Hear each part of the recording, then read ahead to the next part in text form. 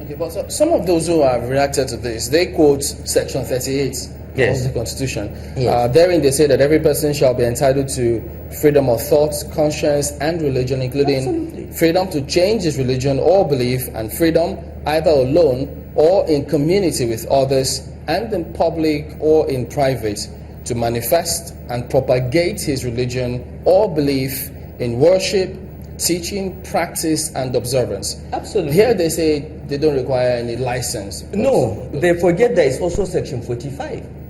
Section 45 says that these rights, it's referring to all rights, fundamental human rights guaranteed by the Constitution, can be regulated for the interest of public order, peace, and security. Now, if in the practice of your religion you infringe on the right of others, the state has the right to intervene. Your rights exist only to the extent that they don't infringe the right of others. You cannot, in the name of practicing your religion, block highways because you are infringing on someone's right to movement. Okay? And this is what essentially happened that led to the deaths of hundreds of people during the Army-Shia clash.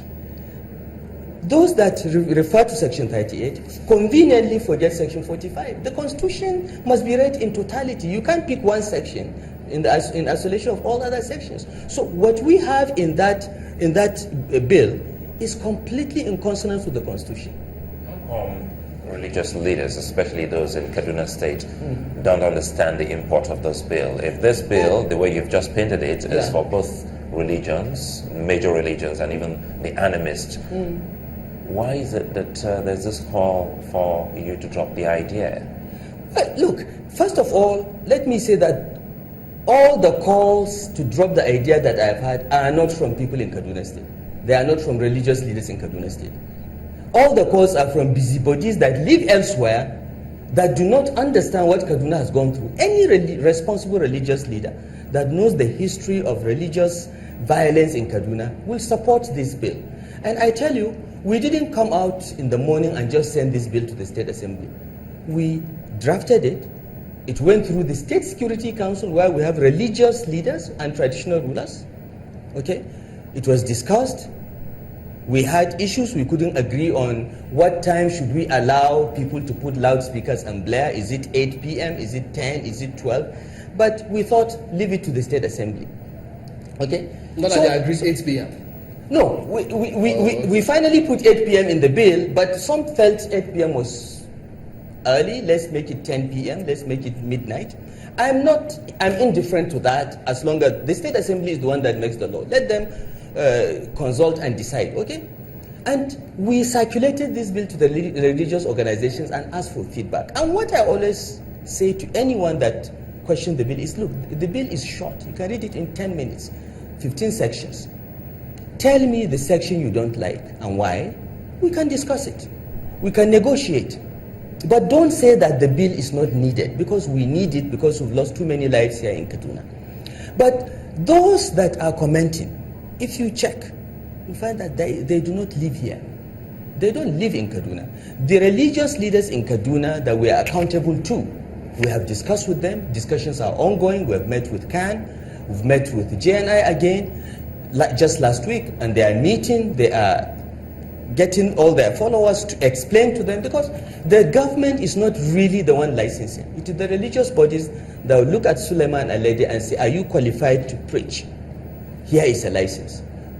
We just issue the license as government, but they are the one that decide who gets the license. More like a regulatory body. Precisely. So we are just there to give the stamp of authority behind their decisions. We are not going to interfere. We are not going to say this is the one that should preach or not. No, we've left it to those that know better, the clerics themselves. So we don't really understand what the issue is. And as I said, all the people that are making claims predicting my death do not live here. They have not gone through the trauma of what religious abuse can do to a community like we have seen in Kaduna. Okay, so what exactly, coming back directly to the investment summit, I'm sure that there will definitely be room for questions and answers at the investment summit. What are you hoping to achieve? Do you think that today investors will be able to come in and set up almost immediately? No, I don't think so. There are some that have already decided. There are, for instance, after the investment summit on Friday, we are doing the groundbreaking ceremony of the largest poultry in Africa, here in Kaduna, by Olam. Olam is one of the largest agribusinesses in the world, and they are building the largest, by far the largest poultry and feed mill on Kaduna Abuja Road. Because most of the chicken and eggs we eat here, actually comes from the southwest. Interesting, not Plateau State, where we hear is the home of poultry. No, these are small-scale poultries. Even in Kaduna here, we have those with 10,000 birds, 100,000 birds. The largest poultry we have in the 19 northern states and FCT is in the FCT, 500,000 birds or so. But this one will have millions of birds that will enable us to serve this. But for us, this $150 million investment will create jobs. That's what it is all about. We want to have more jobs here because 88% of Kaduna State's population is below the age of 35. If we don't create jobs, we're in trouble. So we need jobs and more jobs. So we do not expect everyone to make a decision here, but many will come and explore, listen to us, see our plans, and go around Kaduna and see that the place is safe, there is a market, there is income, there is economic activity, and by the time we succeed in the joint federal government, state government efforts to revive our textiles, Kaduna. So is that currently in the works? It is in the works. We are working with 5 state governments and the federal government to revive the cotton, textiles, garment value chain. We want Kaduna to be the center of garmenting in Nigeria. And we have the capability and facility to do so. We're addressing some of the problems like power, which is a big issue, but we have a power plant, 250 megawatts in Kudenda. We have 30 megawatts from Gurara coming directly to serve the industrial area. Well, from the airport yesterday, on touchdown, we saw the airport very busy, and for some of us, that's the first time we're not getting our flights diverted to Jos, so we got a direct flight straight to Kaduna State. A lot of people trooping in, but there's concerns some people share. Is there a police curfew in Kaduna as we speak? No, there is no police curfew. No state of emergency? No, not at all. Not at all. What we have done in the last week, because of 2 or 3 high-profile kidnappings, was to deploy the police to establish checkpoints and do stop and search for the next few weeks. We've been very successful, I must say, in even curbing kidnapping. But you see, the thing about kidnapping is when you get a high-profile victim, it makes the news, and it gives a perception that it's really bad. But I get the statistics every day. There was a time in December, January, that we were getting 5 kidnapping cases a day in the state. Okay, some are not high-profile, but they are citizens of the state, and they are my responsibility to see that they are not kidnapped. But we designed and implemented a military operation along the Kaduna-Abuja road that wiped out most of the kidnappers, arrested many of them, and Kaduna-Abuja road has become much safer. Now, a few of them ran into Nasarawa State and are coming back to do this, and we've got 2 groups now.